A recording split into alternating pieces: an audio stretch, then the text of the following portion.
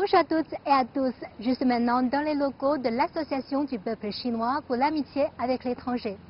Dans la lutte contre le coronavirus, l'association a coordonné de son mieux des ressources non gouvernementales pour favoriser la coopération internationale anti-épidémique. Une initiative qui abonde en histoire émouvante que nous allons découvrir avec son président, M. Lin Songtian. Bonjour monsieur, vous avez commencé votre mandat de président de l'APCAE le 8 avril lorsque l'épidémie battait son plan à l'échelle mondiale. Comment coordonnez-vous les ressources et les canaux uniques pour aider la lutte contre l'épidémie? Au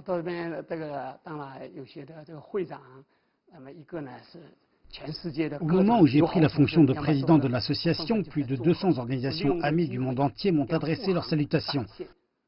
J'en ai profité pour exprimer ma gratitude et mon appréciation pour notre amitié et l'esprit de solidarité face à la lutte commune contre la pandémie.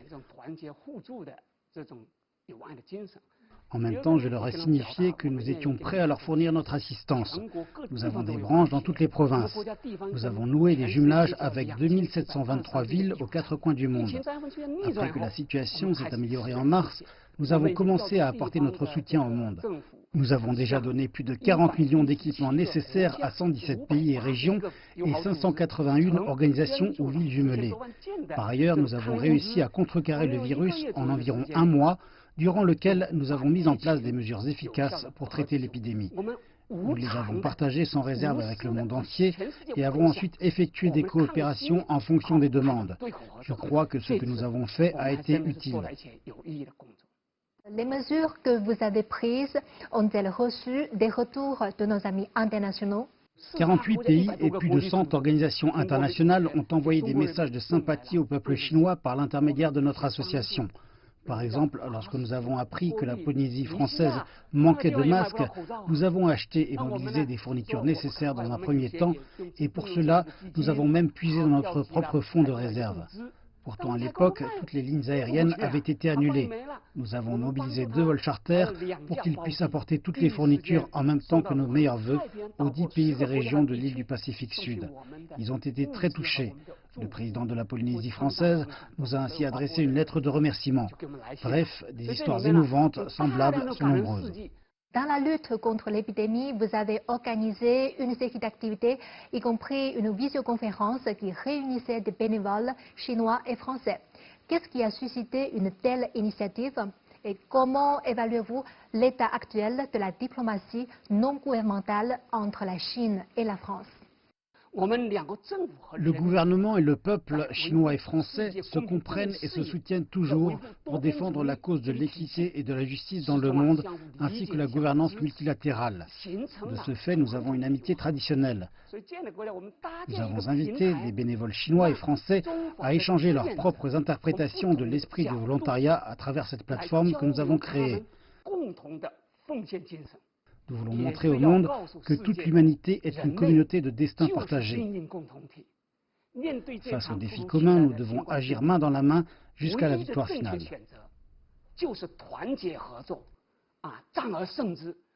Les efforts que la Chine a déployés pour enrayer la pandémie ont été largement reconnus par la communauté internationale.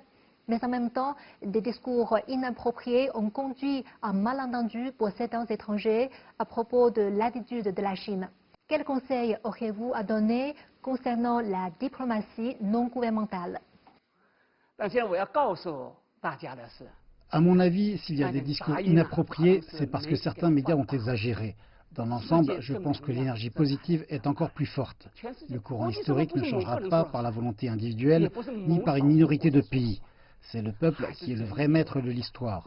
Le virus politique n'est pas le remède du virus Covid-19.